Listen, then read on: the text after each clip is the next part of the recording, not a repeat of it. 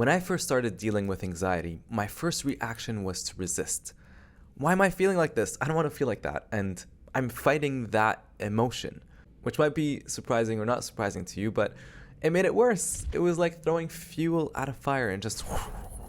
However, over the past summer, I had been seeing a therapist, and they taught me a way to kind of figure out why I'm feeling anxious and separating myself from my anxiety. And I thought the tool was so powerful that I want to share it with you. I learned that my anxiety is there for a reason. It's like a notification on my phone. It's trying to tell me something, and I need to tap into it. You can think of it as your alarm system, and for some of us, it is sensitive. But I like to think about it as a notification on my phone that contains a message, and I just need to tap into it, because if I don't, it's gonna stick around there and it's gonna stay there, and it might feel worse. It's just, I'm carrying it around with me in my body physically. This is actually really cool. But did you know that there's your brain and there's your nervous system? Your nerves stem from the back of your neck, and then it connects to every single organ in your body. A lot of times when you're feeling a certain emotion, like anxiety, you can feel it physically. For some people, it could be fast heartbeats, tightness in the chest, tightness in the stomach. You can feel it in your throat, numbness. There's a lot of ways that it could manifest. And it's to get a handle on your anxiety, it's good to kind of figure out how you feel it physically. And that's what I'm going to share with you today, okay? So the first step is to recognize where you're feeling the stress or emotion, or specifically anxiety, in your body. Where do you feel it? You could feel it in your heart, you can feel it in your stomach. We want to get a handle on the emotion. So where do I feel this emotion? Okay, for me, usually it's my heart. It beats a little bit faster, there's a little bit of clenching, and I'm like, there it is, it's anxiety. Okay.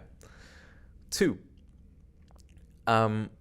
you want to ask yourself, what emotion am I feeling? Because you could be feeling multiple, like sadness, loneliness. Anxiety, a lot of times, is also, it's fear. Fear of what? That's the question. Fear of the future. What in the future? I'm worried about something at work, a conflict in my relationship. I'm worried that I don't have the bills to pay for next month. Whatever it is, that's what we want to tap into.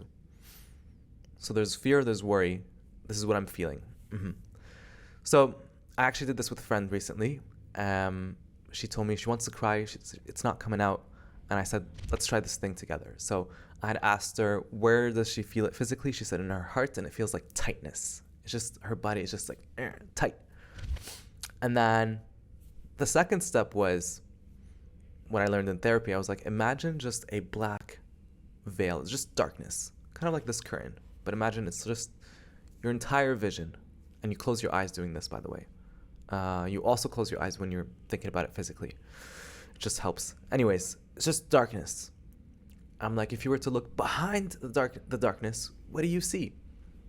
She didn't have a visual. So I was like, okay, when in the past, and it could be in your childhood, surprise, surprise, it usually is. I didn't say that part, but anyways, I was like, when in your past, and it could be in your childhood, did you feel that tightness? What visual comes to mind? And she started laughing.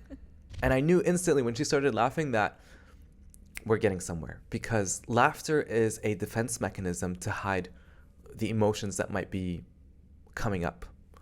So she was laughing, and I said, hey, keep your eyes closed. What do you see? Who's there?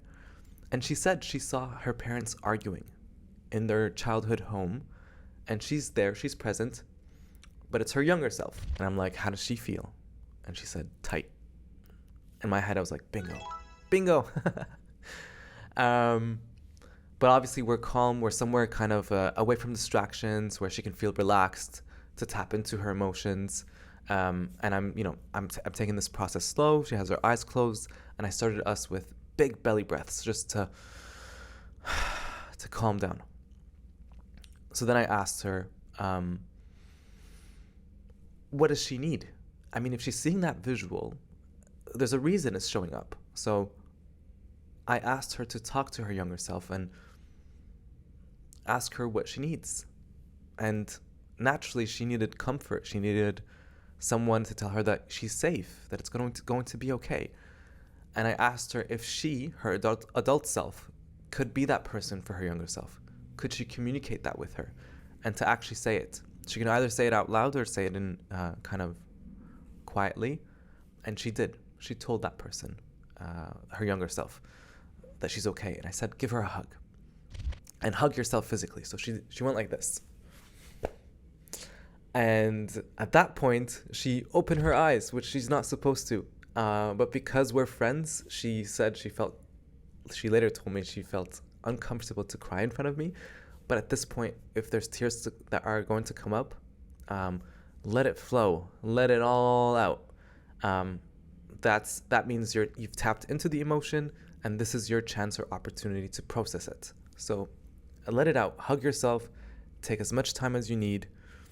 And tell your younger self that it's going to be okay, that they can trust you, that it's safe now.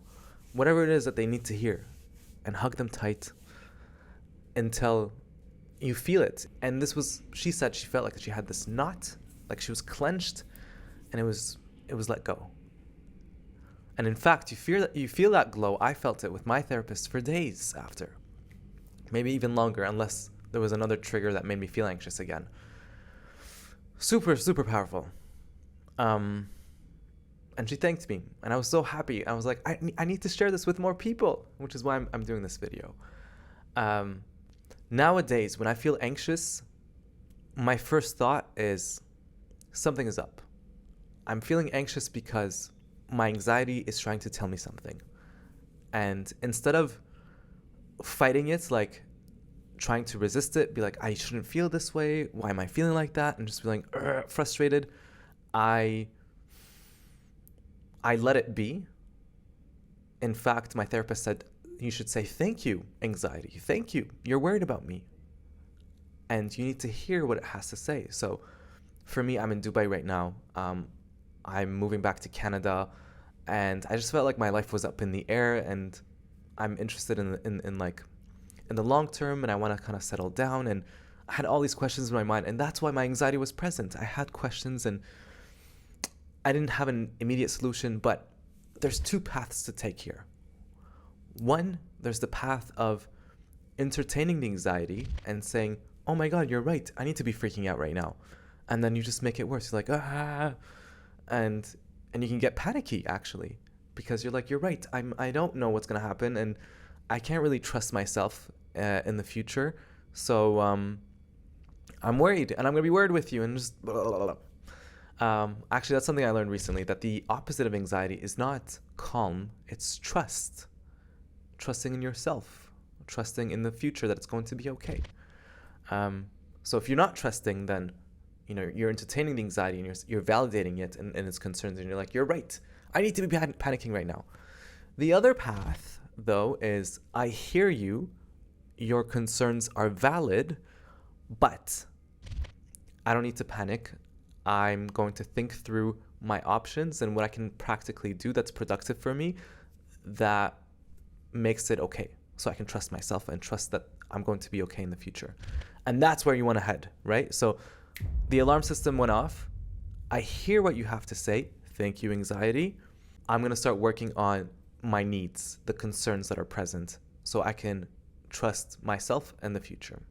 I hope you found this video helpful. So the next time that you're feeling anxious, instead of entertaining that anxiety and adding fuel to the fire, you listen to what it needs, and you can take some practical steps to feel better. Let me know your thoughts, and I'll see you in the next one. See ya.